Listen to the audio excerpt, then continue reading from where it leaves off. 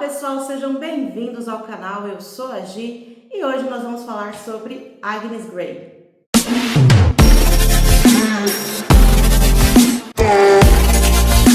Oi gente, tudo bem com vocês? Climinha de volta às aulas, ótimo momento para falar sobre esse livrinho aqui. Antes de começar então, já vou pedir para vocês curtirem o vídeo, se inscreverem no canal, deixar algum comentário aqui para mim e me falar se vocês já leram Agnes Grey. Bom, esse foi o primeiro livro que eu terminei a leitura agora em 2026. Ele é um livro que para mim foi 3 estrelas. Aí mais pra frente eu vou dizer o porquê que eu achei ele 3 estrelas.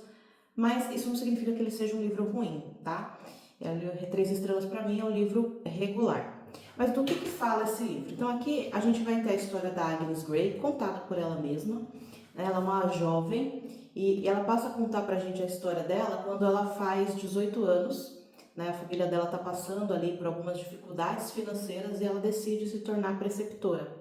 No início a família não aceita muito, não quer que ela tão jovem já saia para trabalhar, mas ela está decidida que ela quer trabalhar, que ela quer conhecer o mundo, que ela quer ter o dinheiro dela, a liberdade dela, as coisas dela e também de alguma forma auxiliar a família dela, que está passando aí por esse momento de dificuldade. Os pais dela, o pai dela é um clérigo religioso. E a mãe dela, ela vem de uma família que tem dinheiro, que tem posses, porém, o pai da mãe dela não aceita o relacionamento dela com esse clérigo, e quando ela decide então se casar com ele, ela é deserdada, e ela perde ali praticamente todo o contato que ela tem com a família. Então, eles vivem das rendas desse clérigo, sem contato com a família materna, e o que acontece? O pai dela, ele investe um dinheiro que ele tinha, faz um investimento errado, acaba perdendo muito dinheiro, então eles passam assim por muitas dificuldades. Nesse momento a Agnes então está ali para completar 18 anos e ela decide se tornar preceptora. Até que ela convence então a família, os pais, e a mãe dela ajuda ela a encontrar uma casa em que ela possa trabalhar. Ela encontra essa casa e nessa primeira casa que ela trabalha, é um verdadeiro desastre, assim. O que acontece? A posição das preceptoras, nesse momento, lembrando que esse livro é do século XIX, então a posição das preceptoras nesse momento é uma posição muito complicada, porque ao mesmo tempo que elas não têm autoridade para corrigir ali a criança que ela está cuidando, ela é culpada por algum erro que essa criança venha a cometer. Muito parecido com o que acontece na educação nos dias de hoje, Como eu falei no início do vídeo, esse climinha de volta às aulas, esse é um livro excelente para a gente conversar a respeito, porque é isso, o professor, ele muitas vezes não tem ali todas as condições necessárias para exercer a sua profissão, como deveria, como seria o mais indicado, e todos os problemas, ou a maior parte dos problemas que acontecem em decorrência disso, nas escolas, o professor acaba levando a culpa. Nesse sentido, esse livro ele é muito atual. Então, quando ela chega nessa primeira casa, ela fica em choque, assim, porque ela não esperava passar por esse tipo de situação.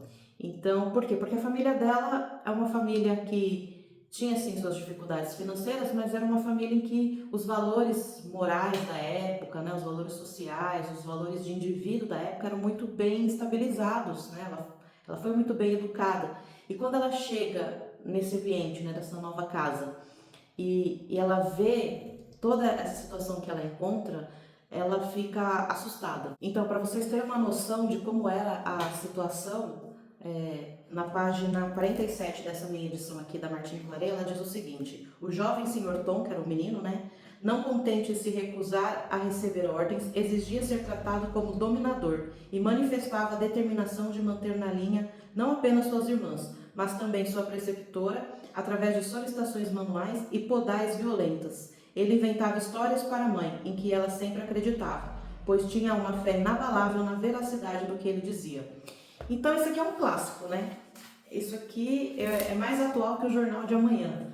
Ou seja, a criança que pode tudo, a criança que não tem limite, a criança que muitas vezes é até incentivada pelos pais a ter determinadas atitudes, ela se torna o reizinho da casa. Eu brinco que é sempre os pequenos monstrinhos, que são tratados como reizinhos. E isso é muito complicado, porque deixa a Agnes Grey numa situação muito delicada. Lembrando que, diferente, né, do professor de hoje, né, que está lá na escola, acabou a aula, tchau, a Agnes ela está morando na casa da família, né? Então é uma outra camada aí de problemas para ela, né? Do que ela poderia fazer para melhorar aí essa situação, né? Para se colocar. Então, essa primeira casa acaba sendo um verdadeiro desastre, porque ela é inexperiente, né? Então, ela não tem ali a experiência para poder lidar com essa situação, ela não sabe muito bem o que fazer, ela fica extremamente horrorizada. E os pais, né, dessas crianças da primeira casa, eles são, além de omissos no sentido de dar limite para as crianças, eles são grandes incentivadores de coisas ruins que essas crianças fazem. E isso também é um grande problema. Por exemplo, tem uma situação em que o menino, né, esse senhor Tom, ele mata passarinhos. Por puro prazer, para ver o passarinho morrer, sabe? E a Agnes, ela fica muito assustada com isso e vai conversar com a mãe a respeito dessa situação. E a mãe vai dizer o seguinte para ela: acredito, disse ela, né, a mãe do menino, que o divertimento de uma criança tem prioridade sobre o bem-estar de um animal sem alma. Aí a Agnes responde: mas para o bem da própria criança, ela não deve ser incentivada a se divertir dessa forma. Respondi com toda a meiguice que me fosse possível para compensar uma obstinação tão comum. Bem-aventurados os misericordiosos, pois eles terão misericórdia.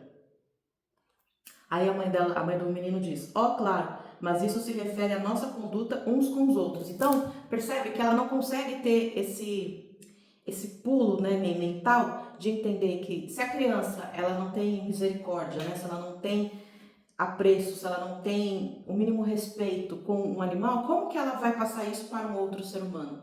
Né?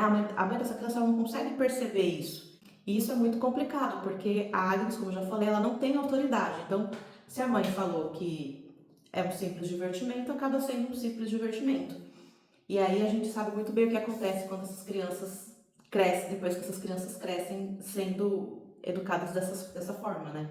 Nesse livro aqui, a Anne Brontë, ela é muito direta nas críticas que ela faz em relação à condição das preceptoras. E ela faz não só no sentido da profissão em si, mas também das diferenças de classe social também que há entre essas famílias abastadas, né, e as próprias preceptoras. Como essas famílias, elas deixam muito marcado a sua classe enquanto uma classe superior, né?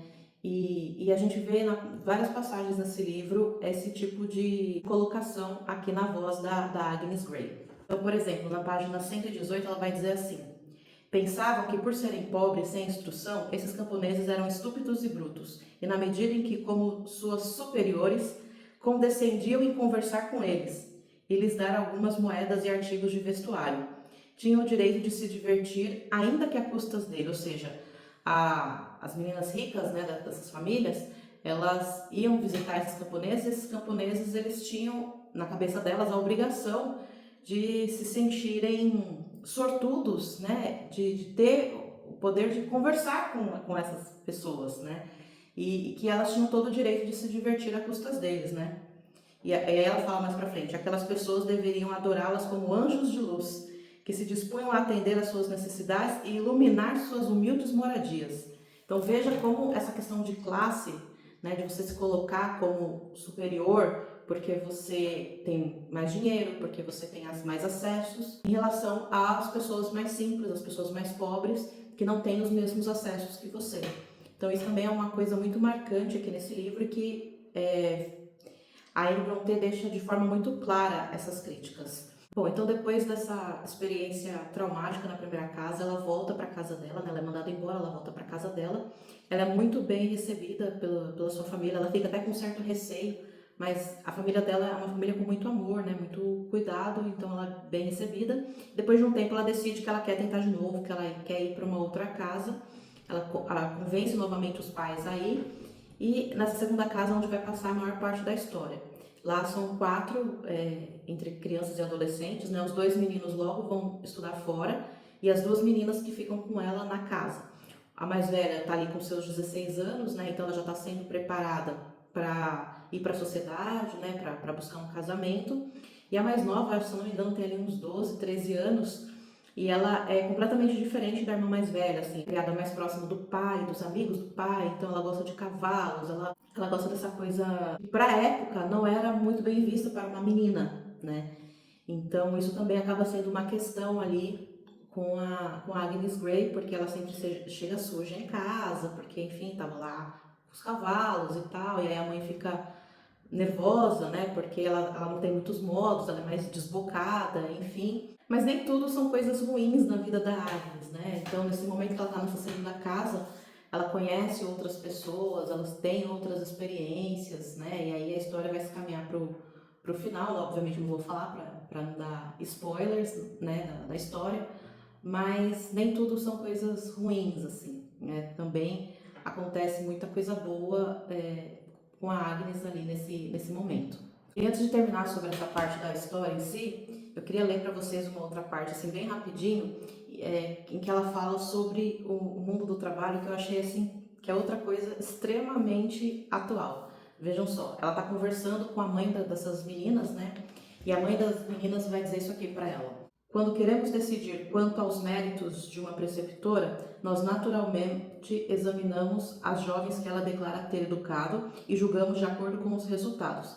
A preceptora judiosa sabe disso. Ou seja, você é medido por aquilo que você entrega. Só que quais as condições que você tem para entregar, a mãe não está preocupada, né? Aí mais pra frente ela vai dizer o seguinte: muitas senhoras falariam com você de forma bem mais enérgica e muitas nem se preocupariam em falar, procurariam discretamente uma substituta. Seria o plano mais fácil. Mas eu sei as vantagens de um lugar como este para uma pessoa na sua situação. Ou seja, né, a humilhação, né? A humilhação lá vem, né? Você, empregado, tem que estar grato e feliz por estar aqui. Quando na sua vida você ia conseguir viver numa casa como essa, vindo de onde você vem? Então você tem que estar grato por estar aqui. Nossa, isso é tão atual, né? Olha que empresa maravilhosa, né? Você devia estar grato em trabalhar nessa empresa. A gente até te paga o vale transporte. Aí no final a Agnes vai ter esse pensamento aqui. Estava a ponto de dar àquela senhora uma ideia da falácia de suas expectativas, mas ela partiu no momento mesmo em que concluiu seu discurso. Depois de dizer o que queria, não fazia parte de seu plano esperar minha resposta. Minha obrigação era ouvir, não falar. Então a posição da Agnes é muito clara aqui. Ela estava ali para ouvir e não para falar. E ela ainda tinha que se sentir grata por ter a possibilidade de trabalhar na casa daquela família. Então a gente percebe muito bem as diferenças sociais e de classes que constam aqui nesse livro, que é um livro muito bom para se pensar educação, né? De tanto educação dos pais quanto educação escolar, que são dois tipos de educação completamente diferentes, mas que se a gente olhar hoje em dia, as pessoas não percebem muito essa diferença, né? As pessoas acham que o professor tem que cumprir, além da sua função, a função de educador como os pais deveriam cumprir, e os pais cada vez mais omissos e cada vez mais coniventes com os erros, né, das crianças, tudo em prol do prazer, que é aquela criança momentânea ali daquela criança, sem pensar no futuro, né, de que aquela criança no futuro vai ser um adulto que não vai saber lidar com frustração, que não vai ter noção de limites, não vai saber o que é certo e o que é errado, enfim. Então, um livro que dá para pensar muitas coisas. No geral, eu gostei do livro, né? Como eu falei no começo do vídeo, ele é um livro 3 estrelas para mim, porque eu achei essa história muito morna, tá? Só por isso, assim, eu acho que esse livro ele é muito bem pensado, ele é muito bem escrito, ele tem o selo Brontë de qualidade, né? Então, faz críticas sociais que eu acho que são importantes para a gente pensar, que são atuais, mas a história, né, o enredo em si, eu achei tudo muito morno. Eu queria um pouco mais de emoção, então esse livro acabou ficando, para mim, com 3 estrelas. Tá certo?